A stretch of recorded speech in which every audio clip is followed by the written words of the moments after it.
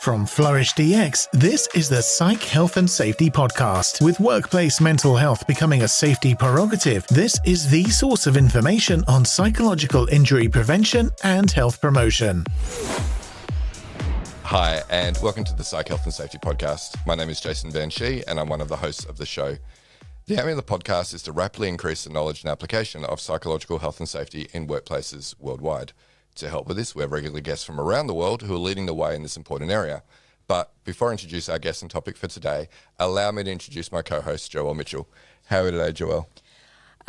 What a glorious spring day it is today, Jason. I know. I actually wore a T-shirt into work for the first time in about, 2-3 months. I've got a T-shirt under my jumper instead of a long sleeve thermal. What? Yeah. Wow. Yep. There is also Sports Carnival this afternoon, so I'm taking a half day. Yep. Yeah, I'm doing something similar tomorrow. My daughter's in cross country, so going to go watch that. It's that time of year. It is. Spring is springing. Yes. Yeah, it's and nice. And the hay fever is sneezing. It is, yeah. I've got my antihistamines ready to go. Good. Yeah. Good. I've got my sunblock ready to go. Yes, because we know you're allergic to the sun. Yeah, nothing like some direct sunshine on some winter skin to just really mess you up. Yeah, that's right, particularly your winter skin. Yeah, I get translucent. Yeah. Nice. All right, well, our guest is patiently waiting, so we should probably let him in. Yep. As an organisational psychologist, he spent 20 years researching wellbeing at work until his own burnout in 2020 led him into independent practice. He's been compiling burnout research into a series of evidence-based books about burnout prevention and recovery. Welcome to the podcast, Dr. Ben Searle. G'day, Jason. G'day, Joelle. Great to have you on, mate. We have just recorded a podcast, the two of us, to go on your podcast, so it's great that we now get to feature you on our podcast and get to have some of your wisdom translated to our listeners. So thank you very much for joining us. Yeah, and likewise for you. So, Ben, what podcast do you like to listen to? Well, I mean, obviously this one, and obviously I spend a great deal of time on occasion on my own podcast. But look, there are so many great resources out there that people can listen to. Obviously, a lot of us in the biz will listen to things like Work Life with Adam Grant. But I have spent sort of a lot of the last few years working on books, and it has been sort of eye-opening to me, despite the fact that I was working in a profession where publication is a key part of what I do, how ignorant I was about the publication process for books. And so I have been gradually learning about that, learning about how the publication process works from podcasts, learning about what is out there in terms of books in the non-fiction area from podcasts like If Books Can Kill, and doing some hobby writing of my own, speculative fiction writing about dragons is a podcast that I listen to for enjoyment as well. So yeah, it's a great form of communication. Yeah, nice. Some very specific stuff there that we haven't heard about before. Yeah, what was it?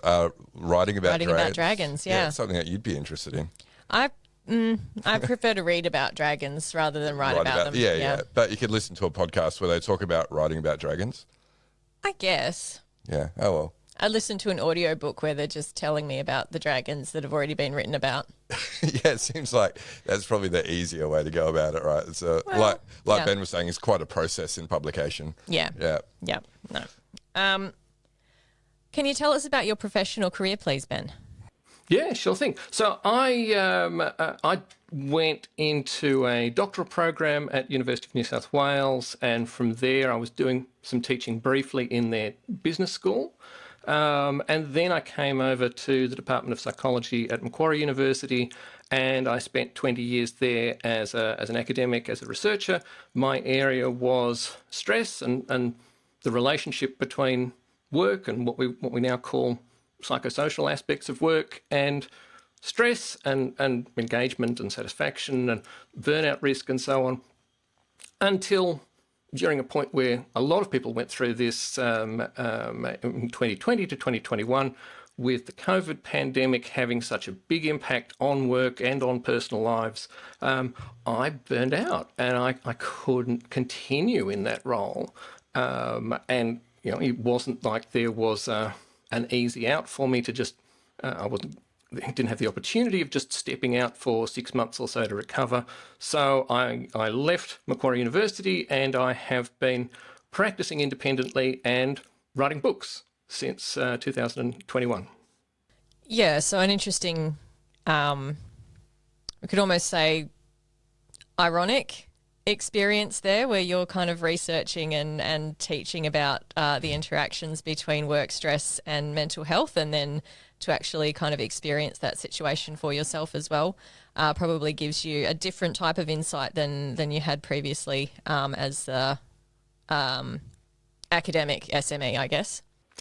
Oh, for sure. It is a very unusual experience to think that you know a lot about a topic, and it's like you see a page and you think, oh, okay, I can get a sense of what this book is about, and then you see there's so much more. There is so much more depth to this, and it was useful. It was useful for me that I knew a lot about stress, and I knew a lot about burnout, and I knew about psychological aspects and physiological aspects, and I didn't have the immense confusion that a lot of people have going into burnout.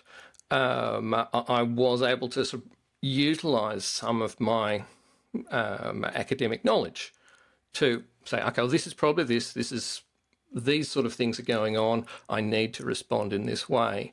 But at the same time, it was still a tremendously difficult period for me. It was very unpleasant. It was very difficult to manage some of the challenges in my personal life, and difficult to transition from work I had been doing for such a long time into a new area of work, even though I was doing that slowly. And it was fortunate I was able to utilise some opportunities to come and work with organisations to help them with similar sorts of problems, with evaluating things like climate and culture issues, to help organisations that were trying to measure, either problems of a psychosocial nature or other measurement issues that, with my psychometrics background, I was able to support them with. But yes, it was a very challenging period, and yet it was fascinating to me what I hadn't already known and what didn't seem to be written about a lot in the field of burnout research. Yeah, and I think, most people would have worked themselves to exhaustion before. I know I've definitely been there a few times before, where you're just completely cognitively and emotionally drained. But not as many have experienced full-blown burnout with all the symptoms, right? So can you tell us, how did you know that you were burning out, and, what were the symptoms, I guess, and when did you identify them? How long into the burnout process were you before you thought, hey, this is something I've researched, I know this? Look, it was embarrassingly, distressingly, it was quite late in the process. Like you've just described, I had experienced on multiple occasions of feeling, oh, look, I am really drained at the moment. I can't wait until the end of this semester, and I will take some personal time. I will put my feet up. I will take better care of myself. And the advantages of that sort of environment is that, while there is a lot expected of you, there is a fairly predictable set of demands that you can say, okay, well, I'm fairly confident that within this many weeks there'll be a bit of a rest break that I can look forward to. What was happening in this situation, though, was I started to notice how prolonged some of these experiences were. So where in the past I might have felt just drained at the end of a challenging workday, I was waking up feeling drained, or I was sitting down at my laptop at the start of the day and thinking, oh, God, have I got to deal with this all day? And that was something I was not familiar with. I had not really experienced to that extent before. But then there were some more emotional and attitudinal aspects of burnout that I started to notice. I started to get really cross. I started to feel, genuine anger about decisions that were being made in the organisation. Now, there are no organisations that are run perfectly, and you worked in higher education. yeah. Higher education is not an example I would pick of places to look for well-run organisations. And there are a lot of people in there doing their very best, but as an organisation and in terms of models of leadership and decision-making, perhaps not the greatest places to look. But in the past, I had a way of coping with that. And, if anything, I was a little bit too blasé about those things. The worst case scenario is I might raise an eyebrow about, I don't think that's a very poor decision. But I was genuinely, viscerally responding to decisions that, many of which affected me, some of which didn't affect me directly, but for which I felt a connection to. So, decisions that were made that might affect my students, I was very upset about. And that started to spill into my emotional behaviour in meetings. And again, this was something that I hadn't really experienced before. And then there is this issue of burnout is typically described as being about exhaustion. It's about cynicism and connections with other people, and it is about efficacy beliefs, the extent to which you think you can accomplish things. Now, at no point did I think, I'm not good at this work, I'm not able to do these things anymore.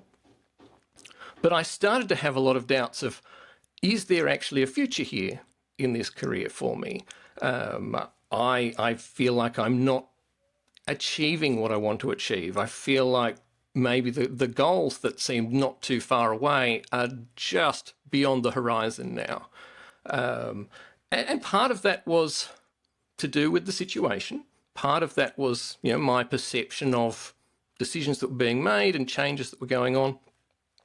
But part of it was also a broader sense of coping efficacy. I didn't feel like I was coping anymore. And I think that is a much bigger part of the burnout phenomenon than a lot of people realise, is that I no longer felt like I was coping with the challenges and the obstacles and the problems within the work environment. And so there were these, I wouldn't be able to pinpoint a time, but yes, there was a point where I said, oh, okay, this is very much burnout. And that was when I made a very serious mistake that I think a lot of people who go into very clinical areas of burnout, areas of burnout that are likely to have long-term implications. I thought, well, okay, I'm burning out, but I'm still able to get out of bed in the morning. I'm still able to get to my desk and I'm still able to do my work. So, it sucks. I don't like this, but it's not as dreadful as I imagined it might be. But burnout isn't a category you switch from not having to having. It is still a spectrum. It is still a process that your body is following as a consequence of chronic stress. And it is still that chronic stress is still doing you damage. So, yes, I was now able to identify that I was burning out or that I was burned out. But while I was continually being exposed to these chronic stressors, I was getting worse. And because of some of the symptoms, I wasn't feeling like there was anything I could do about it. My coping efficacy had diminished, I was looking around and saying, well, this problem is everywhere in higher education. It's not like I can jump sideways into a similar job somewhere else. All that would happen there is that I would then have different new teaching responsibilities, new administrative responsibilities that I would have to learn from scratch, which sounds a lot harder than trying to manage the ones that I currently have, where I already know how it's all done. And it didn't seem like we were already having this huge workload problem. It didn't seem like there was an option of me stepping back, saying, oh, look, can I go to part-time for 6 months? That didn't seem to be an option either. And as a consequence of that, I just kept pushing myself because I didn't see an alternative. And I think, having spoken to a lot of people now who have been through burnout, this can be a big factor in whether it becomes a very serious condition, is how much people continue to push themselves after it is clear that they are having some sort of crisis. Yeah. So I'm interested to know, Ben, given your academic background, why do you think it took so long to identify that you had reached that point of burnout?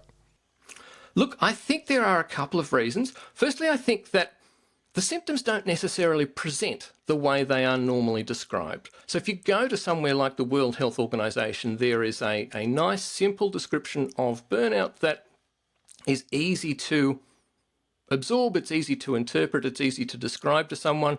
And that's really important, that we have nice, clear communications about things like burnout so that there aren't misunderstandings. But as with so much of life, this is a complex phenomenon.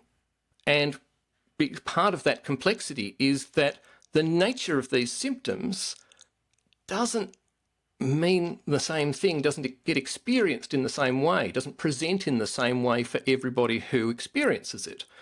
So, for example, we often talk about cynicism as being that attitudinal connection part of burnout, and how a lot of that is feeling a lack of connection to other people, or a lack of connection to goals and motives within an organisation, and confidence that things are going to turn out well, and a lack of motivation to support changes. But there are other ways that can occur. Originally, it was described more as a form of disconnection. The term was used was depersonalisation, and it was about feeling less empathy towards the recipients of your work, so clients or patients or students. And because of this change that was going on, this was seen as in effect an indirect coping mechanism that people didn't realise they were applying. They were like a kind of compassion fatigue. People are pulling themselves back so that they aren't facing further emotional demands of trying to help people for whom they can only do so much. But there's also a disengagement component there, that is maybe not finding tasks as satisfying, not finding the work as interesting as it once was.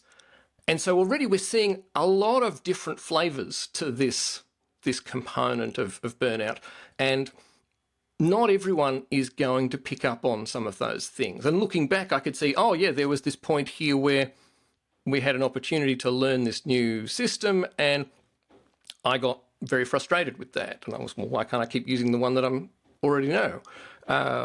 There was frustration with some decisions, but I was interpreting that very much as the specifics of this situation are bad, and not stepping back and looking at myself the whole way that I was seeing the sector, the whole way that I was seeing the organisation were starting to change.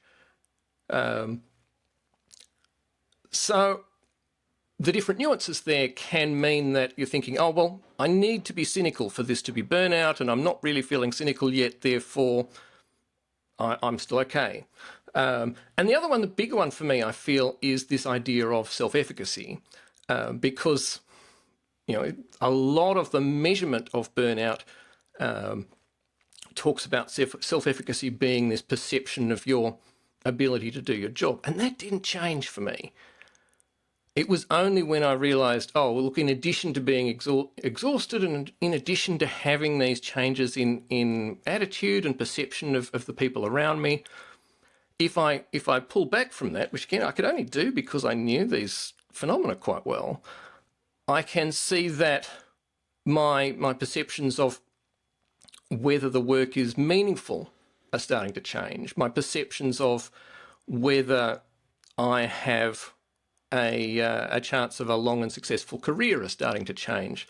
My perceptions of whether I am valued by other people are starting to change. And certainly my perceptions of whether I can cope with the challenges I'm facing here are starting to change. So I think that I didn't really have an understanding of the different ways that burnout can present. In addition to, as I said, having identified that, I didn't really know what to do.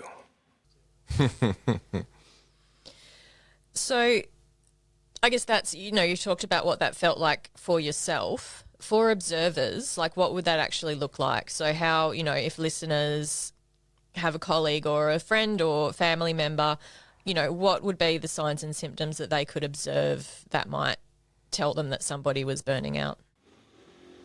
So one of the first things I would be encouraging people to look for is disengagement rather than cynical attitudes. People will keep cynical attitudes to themselves a lot of the time, unless they're the sort of person who is always expressing deeply cynical views, in which case that's very difficult to spot in any case. If people are starting to be less involved in team activities, less likely to speak up, less likely to participate at the same level that they used to, that might be something to be concerned about, particularly if they are also less, showing less enthusiasm about some of the things that used to be important to them. A lot of this, it's really important to understand the people that you're working with. One of the key things that leaders can do to be better at managing mental health in organisations is get to know their staff really well. What do they enjoy doing? What do they find challenging and interesting and engaging?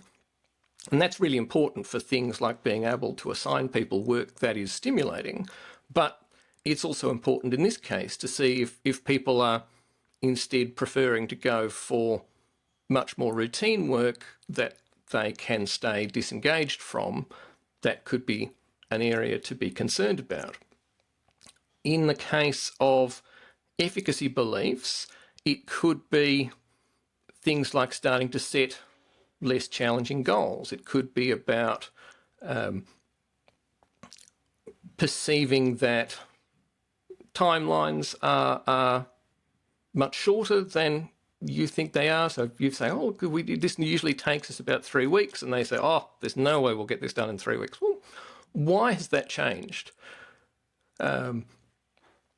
What resources they feel are necessary. So there are a whole lot of ways that people can react to offers of opportunity that can change. This is one of the things that I have written about in my book is this sense of what is stimulating, what is challenging, that changes. So for me, there were things about my work that I used to find really interesting, and while I am back to being interested in those things now, for a while they were not interesting to me anymore. There were tasks that I used to enjoy. I used to find the challenge, the opportunity, the thrill, and the flow in getting involved in these tasks. And then for a while, I was no longer interpreting these situations as being fun or as having opportunities to achieve things that were worthwhile. I was starting to see these more as, this is a drain on my time. This is effort that might better be put into something that is going to matter to someone else. So my perception of what was challenging about work was starting to change. And that can be something that you observe if people are no longer trying to seek out opportunities that are good for them in terms of what used to be their personal goals. Yeah, so I think it sounds like really what you're saying there is it is actually important for people in a team to know each other reasonably well, so that they're able to identify where there are changes in someone's, either in their behaviour or in the way that they're reacting and responding to different things. But I think like equally important is to also know them well enough to be able to know that those changes aren't in response to something else, right? So like, you know, you've got a parent who's got dementia and you're needing to kind of spend a lot of time outside of work managing that, and that's taking a lot of emotional demands, and so you're pulling away a little bit from what's happening at work, right? So I think for a lot of those warning signs that you talked about there are potential or other hypotheses that we would want to think about as well. Absolutely, absolutely. Yeah, you wouldn't jump into a conclusion of burnout from any one of these things. So look, I know that when my kids were very little, I was very sleep deprived, and one of the ways that exhaustion can manifest is that you have a lot more clumsiness than you usually do. You're knocking things off desks, you're bumping into things, and there's a whole bunch of complicated reasons why that can occur. But knowing the context of the person is so important to going, oh, look, you know, that's poor Ben is exhausted. He's got a little kid at home. Is there something that he needs right now because of that? But in a context where otherwise things should be going okay, there haven't been other recent changes that you're aware of, that might be something that you start chalking up, and you can explore this in conversation with the person. It is not something that you would be able to, well, anyone really would be able to diagnose just from being able to observe, oh, they've done this and they've done this and they've done this. That's got to be burnout. You do need to have the conversations with people, and you need to do that very carefully. I recently published a newsletter issue where I talk about shame, which is a big part of the experience of burning out. It's not a symptom of burnout per se, but a lot of people feel very threatened by the fact that they're starting to lose some of their emotional regulatory ability. They're starting to lose their temper in meetings, or they're being very grumpy about very reasonable requests that are made on their time.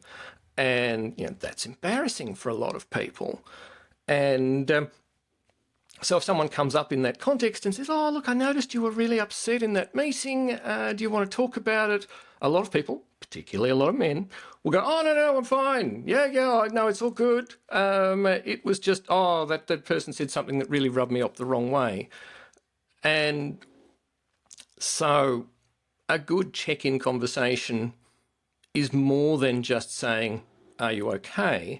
It's saying, hey, I've noticed you've had a few issues lately, and we want to be able to support you. If you were trying to rate your how well you feel things are going at the moment, would you say 10 out of 10 things are really great, or 5 out of 10 things are not real good, or 1 out of 10 things are really bad at the moment?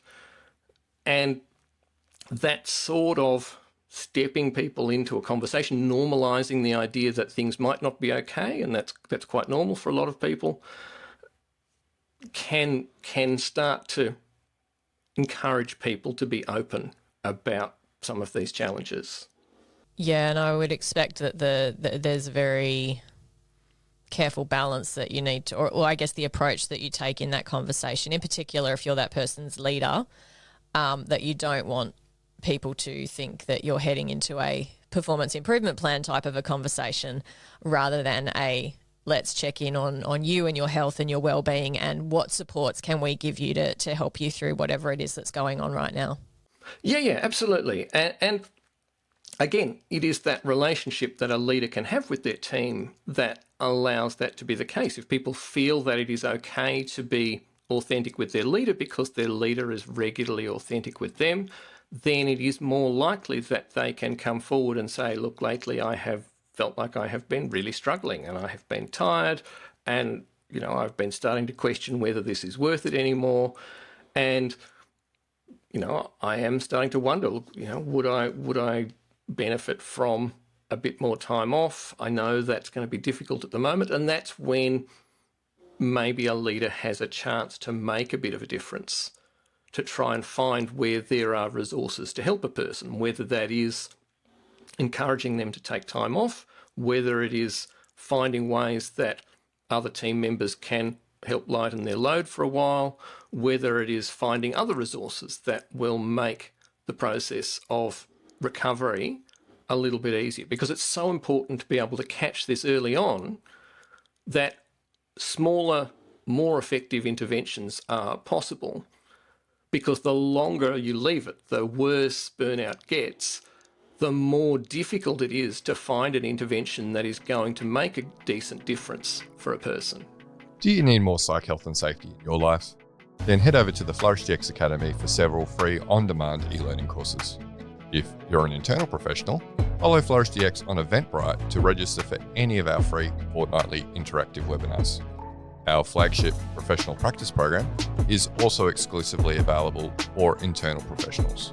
The 12-week course blends theory, applied practice, and interaction with other professionals through live lectures and a monthly community of practice session. Find out more about all these learning opportunities or inquire about a bespoke in-house training at the Flourish DX Academy. www.45003.org. Now back to this episode. So, Ben, in other episodes on burnout, we've explored some of the psychosocial hazards that can lead to burnout, like work overload and organisational injustice. Do you see similar themes in your research and practice? Oh, for sure. I mean, the burnout is full of research on things that can cause it. And a lot, overload is a major theme in that research. It is something that comes up in nearly all cases. And, it is something that whenever I've been involved in going into an organisation to perform some sort of role, whether it's investigation or reviewing a process or helping with assessing the situation, in 100% of those situations, workload has been a problem. So it is something that we are all juggling. Injustice is particularly challenging in the context of burnout because injustice can work as a catalyst.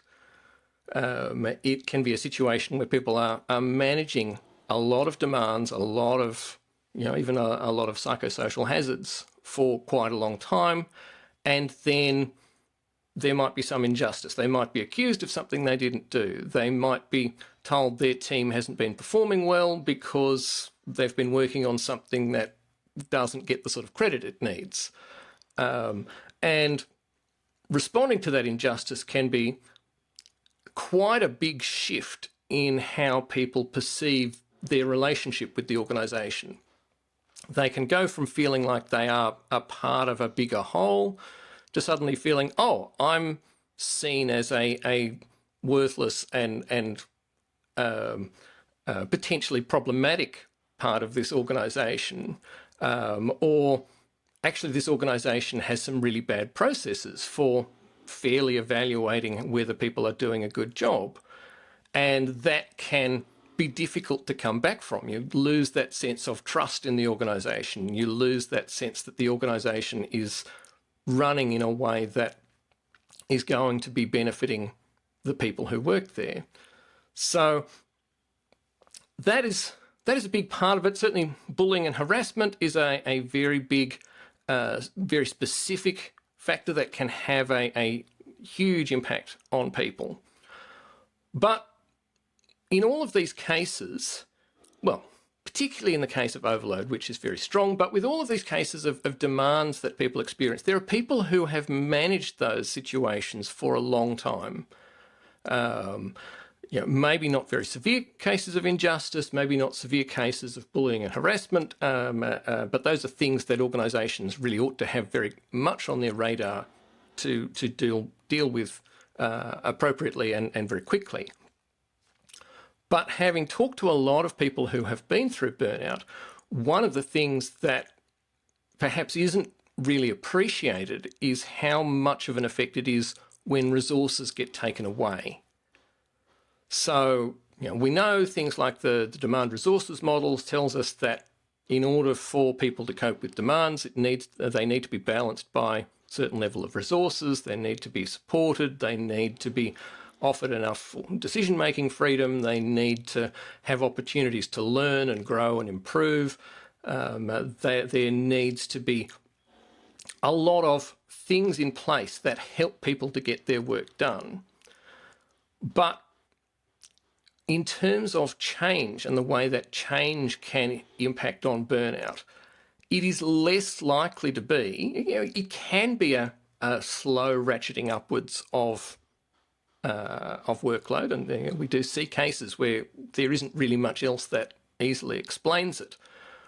But anecdotally, what a lot of people will talk to as being the point where they felt burned out will be, okay, it was this point when we lost 2 people from my team, and then I was having to do everything on my own, or we were no longer able to choose the way that we went about doing this type of work, or we were told we no longer had a budget for learning and conference attendance, or whatever it was that was helping them to continue to develop their skills.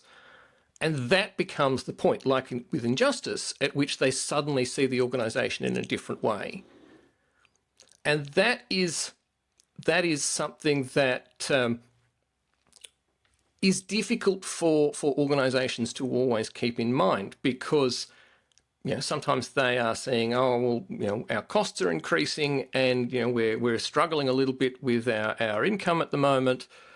An easy way to deal with this that maybe doesn't involve anyone losing their jobs is to whittle down some of these resources that maybe aren't as effective as we'd like them to be.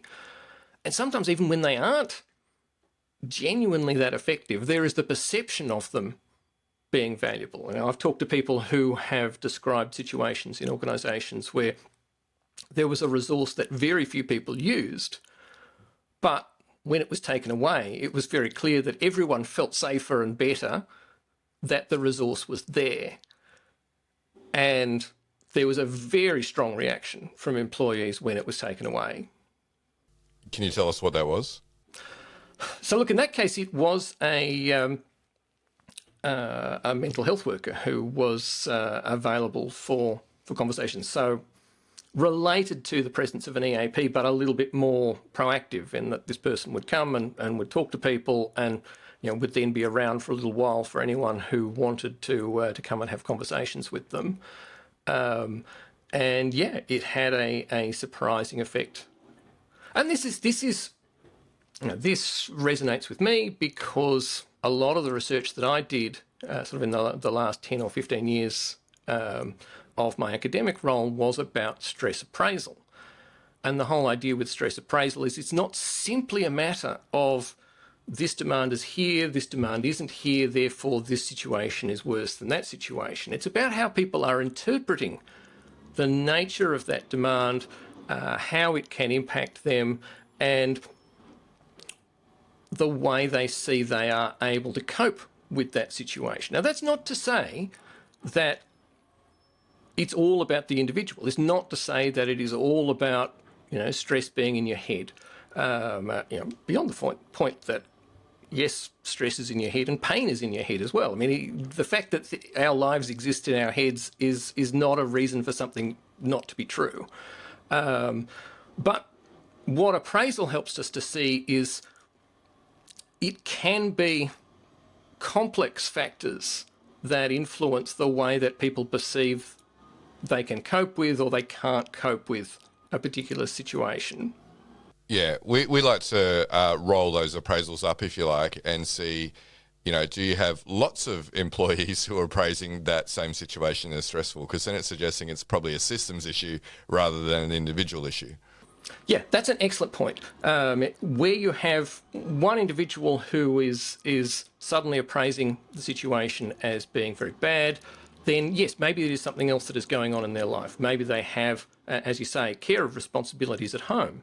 But if it is a lot of people, then you can't just say, well, objectively the situation hasn't changed very much. Well, what is objective? We're all biological creatures trying to make the world work in a manner that is going to be functional for everyone. And if a lot of people are suddenly feeling the situation is very bad, if a lot of people feel like they can no longer cope, if a lot of people feel like there doesn't seem to be a lot of point to their jobs anymore, then that suggests that that environment in which those people are operating is now flawed in some way, and that something needs to be done to correct it. Yeah, because this comes up all the time. I mean, if I take, say, secondary schools education as an example, there's a lot of churn of newly minted grads who go into that environment and then they don't last, 3 to 5 years. And, you talk to senior leaders who've been in the education system for 20, 30, 40 years, and they're like, what's wrong with this new generation, right? It's a generational issue. They're not thinking about, actually, the systems were never designed and we've got a survivor bias because we actually made it through. And these people are putting up their hand and going, nah, I'm not doing this. You're crazy. Yeah, absolutely. It is very important to understand the impact that changes in society can have as well. That there are people who are going into these roles who have very different expectations, who have different sorts of lifestyles. We see a lot of differences in perception between very senior people in the armed forces, for instance, who went into the military when there was an expectation that there would be a partner at home looking after kids. Finding it difficult to put their heads in, to have the perspective of people who are entering the armed forces from a society where that is not the expectation anymore, that there is very strong expectations that both partners will contribute to child rearing, for instance, and that there is going to be some fallout, even if there was some anticipation that there would be an expectation of deployment and whatnot, that has a strain on people because of changes in social expectations. But yes, I think survivorship bias is a really important factor to consider, that just because it seems to you like this should be okay, doesn't mean that that's going to be the way that people on the ground are going to be appraising that. There might be things that those newer staff members are able to cope with because of their experiences that the senior people might have a lot more trouble with. So we've talked about, I guess we've covered quite a lot of ground today. What else should be on our radar, Ben? So I think that it's very easy to say, well, you can look at load and you can look at resources. In practice, that is itself really very challenging to do. You do need to do a very careful assessment of those things. You need to look at the availability of resources over time and what's changed. It's really useful to be able to look at how teams or people working in the same location might be influenced. But in addition to some of the things that Michael Leiter and Christina Maslach have talked about in terms of some of the key predictors of burnout, I think there are a couple of factors that have more cumulative effects and which are much more prevalent in specific industries, specific types of role. And those are things like exposure to trauma and uncertainty. So most jobs don't typically have a lot of exposure to trauma. We're working at a desk at a computer, or we're standing in a classroom in front of students, or we're doing fairly simple things that in a well-designed environment, someone has done the work in occupational health and safety to make it likely that there will not be terrible things happening right in front of you. And there are some jobs where that is not an assumption that you can have. People who work in transport, in rail, there are terrible things that happen on railway lines. There are things that can happen, public disorder type things that sometimes happen on railway stations. And when they happen, they see them, but they don't necessarily have to deal with them immediately themselves. They would call in the police. And then you've got the police who have to deal with a lot of these traumatic incidents. You have paramedics and the ambulance workers come and try and manage these situations. You have people who work in hospitals.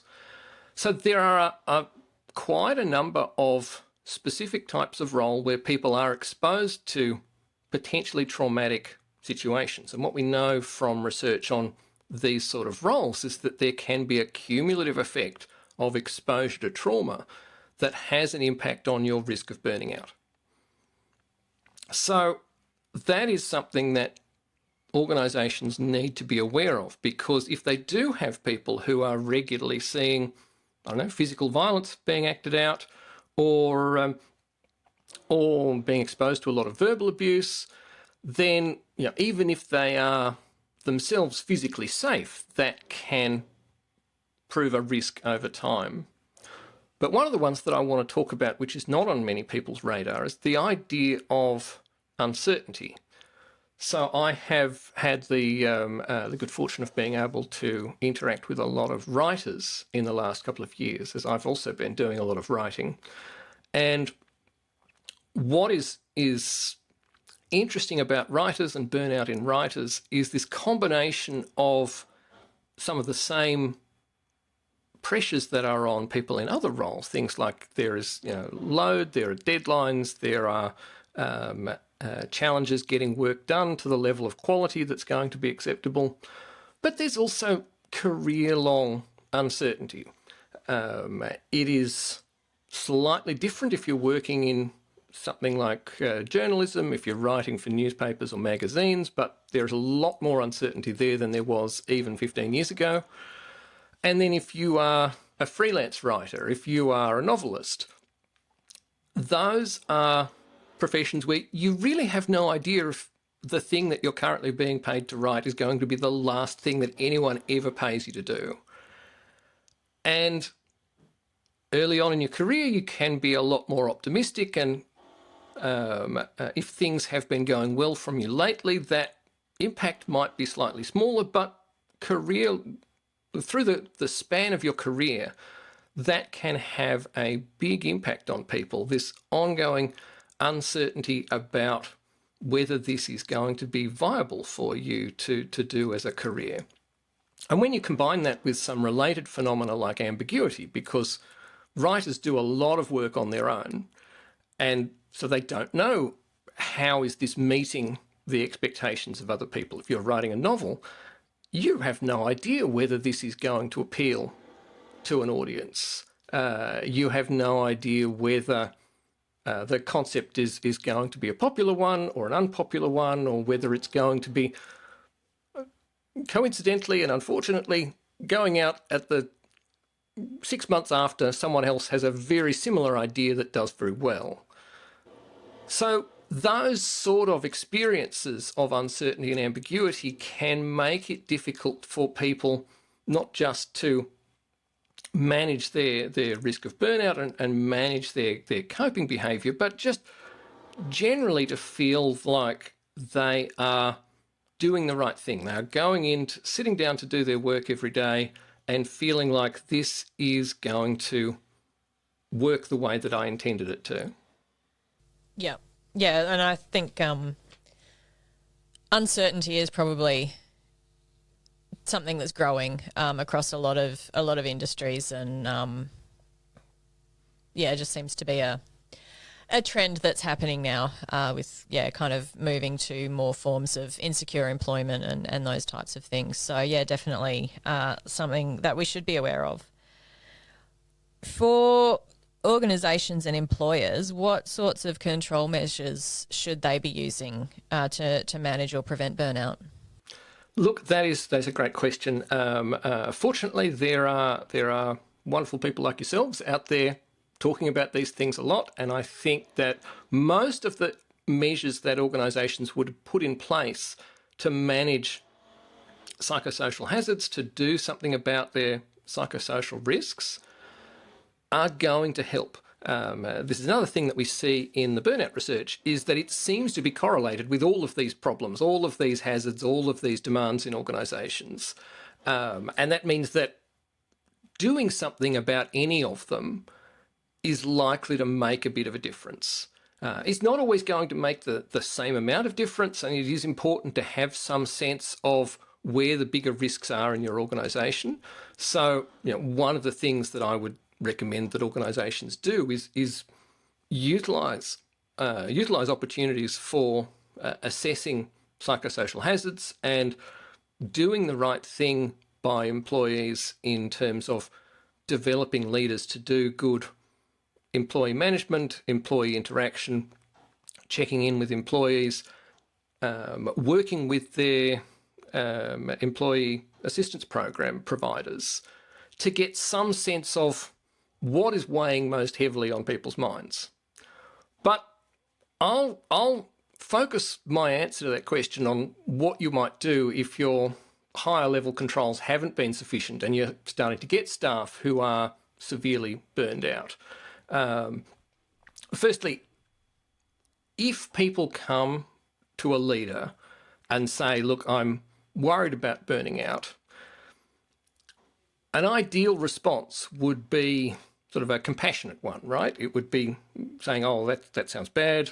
Tell us a bit about it. Let's talk about what we might be able to do to help.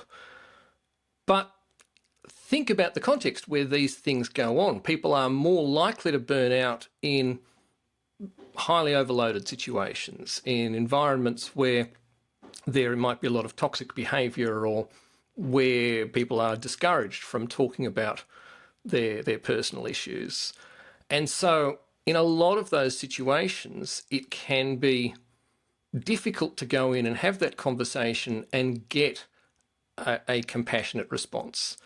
So, if you go in and tell your leader that you think you're burning out, and the leader says, oh, tell me about it, and then starts to unload their problems on you, you're unlikely to come back, right? You're unlikely to think, oh, the organisation is going to have my back with this. The organisation might do something that is going to help address this problem. And that is a situation that is much more likely to wind up in a compensation claim, because the employee then is able to say, well, look, I took this problem to my manager, and not only did nothing happen, I was told, well, that's a common thing throughout the organisation and there's nothing that's going to be done about it. So listening is a really critical first step. Getting leaders to be able to listen should someone come forward and say something like that. And then, the next piece we build out from that is being more proactive about it, and being able to identify these are some people who are at risk of burning out, either because I know as the leader these are some big challenges we've faced as a team lately, or because I have seen they've been a bit more distant. They have been knocking things over and bumping into doorways. They are less likely to volunteer for things that I would have expected them to be interested in. And having conversations which can elicit the sort of honesty that they can then listen to. And then it is a matter of trying to understand the issue, trying to investigate it, trying to involve people who might be more skilled at investigating the issue. And you would start by getting a sense from this person as to what has changed, why things might now seem more difficult. And then you would go to the team and you would say, okay, well, these are people who might have been exposed to similar features, similar problems, are they also starting to experience early stage burnout? Are they starting to show similar symptoms? Are they starting to feel that some of these problems are unsolvable? But then you've got to put the much more challenging next step onto that, which is what resources can we put into mitigating this problem? And if it is not many people, then maybe you've got the resources to support time off and rehabilitation. If it is a lot of people, then it is going to be more important for you to make more structural changes, for you to look at how we can support these people better, how we can reduce some of the complexity of the problems that their change is facing, the difficulty. Can we change the way that they are having work allocated? Can we change the way that they are prioritising work? What options do we have available? And again, it is very important to be able to do this without saying, well, that's just what the job is, which is a very tempting thing for leaders to say. And I can't tell you how many people who have been through burnout have told me that was what their leaders said to them. And then once people have been through this, once you've maybe given some people some time off to recover from burnout, and it is not enough just to think that a few weeks off is going to fix it unless you catch it really, really early. We know that the research has been done. Westman and Eden found in 91, I think, maybe it was 97, that when people were taking a vacation for 3 weeks, that very much brought down but did not eliminate their burnout symptoms. And within 3 weeks of being back at work, they were right back at the same level they were before. So it is not enough just to take someone out of the workplace for a few weeks. That person needs support, rehabilitation while they're away, and then you need to be making those structural changes while they're away. And then there needs to be a return to work plan. People need to be able to come back to work gradually. People need to come back to work and not be handed a ticking time bomb that they're going to have to be thinking about outside of work for weeks. So you might need to scale their responsibilities or the challenges that they're facing in addition to giving them gradual exposure back to work. And that will actually, well, in many cases, that can be good for someone who has been through burnout and has been getting some rehabilitation, because there is some controversy about what exactly is a burnout symptom.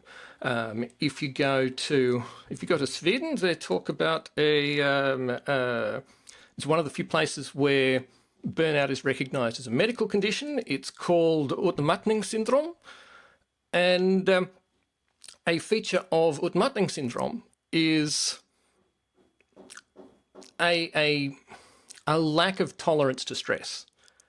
So what they have found in medical studies of people with burnout is that 7 to 10 years after someone has had a major burnout incident, people still find they don't tolerate stress very well.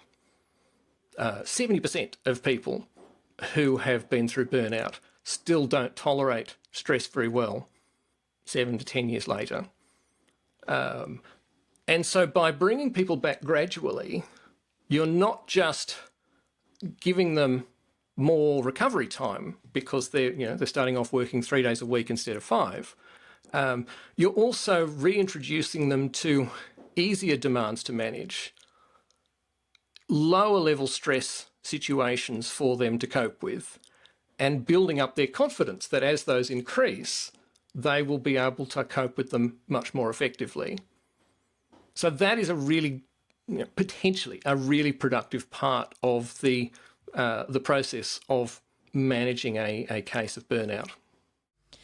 That's all really useful information, Ben, and I think, definitely helpful to get that perspective of, we need to address the demands, but what do we actually do to help that person through that process and stop it from getting worse for them as well, and set them up for a successful recovery. Yeah. Hey, Ben, it's been a really fascinating conversation to, be able to combine both the lived experience plus the academic and practitioner understanding of burnout. So thank you so much so far. One of the questions we like to ask all of our guests, though, at this stage of our podcast is, if you were to look into the future, what would your hopes for the future of workplace mental health be? Look, I would be hoping to see that organisations were being a lot more proactive about some of these mental health controls. They would be assessing psychosocial hazards a lot more effectively. There would be a lot more conversations between leaders and team members about mental health. We would need to be working a lot harder as a society, as well as workplaces, to start to overcome our stigma around mental illness. We would need to be more open about it. We would need to be willing to talk about what we feel and why. But that's what I would like to see. We have seen some organisations, not all, obviously, but we've seen some organisations make tremendous progress in the last few years. We've seen organisations go from, if something is really bad, tell us, to being more proactive in using psychometrically sound tools for assessing psychosocial hazards and having better safety management practices as well, and getting employees more involved in the process of discussing how the organisation is doing at these things and what might be better processes to use.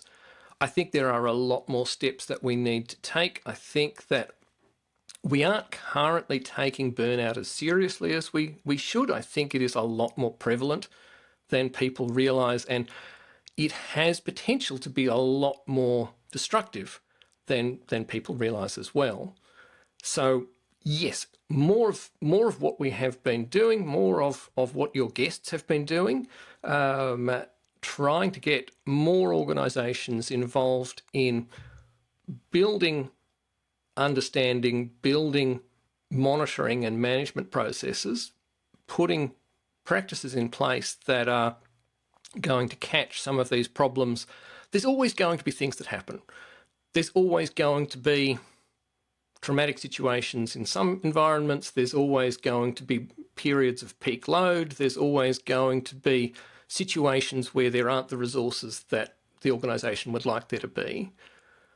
But knowing how to prioritise mental health requirements and to prioritise when you can prioritise employee needs is going to make it a lot more helpful for employees who are at risk of burnout, and will also help organisations that are going through crisis situations, as a lot of organisations were during the first few COVID years, from having people just shut down and go, okay, well, I'm now working to rule. I'm now doing only things that are going to interest and meet my needs, because that puts extra load onto other people, and the organisation starts to fracture. And so by being proactive about these things, we are able to protect a lot more people than you might think if you're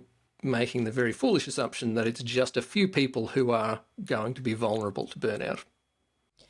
All right, Ben, final question for you for today. What words of advice do you have for listeners who want to work in the field of psych health and safety? Look, I think that now is a good time to be learning about this. There are so many resources available for people to find out about these things. I would obviously have a bias towards people studying organisational psychology, because I think there is a lot of theory and methodology there that is very useful for supporting psychological health and safety in organisations.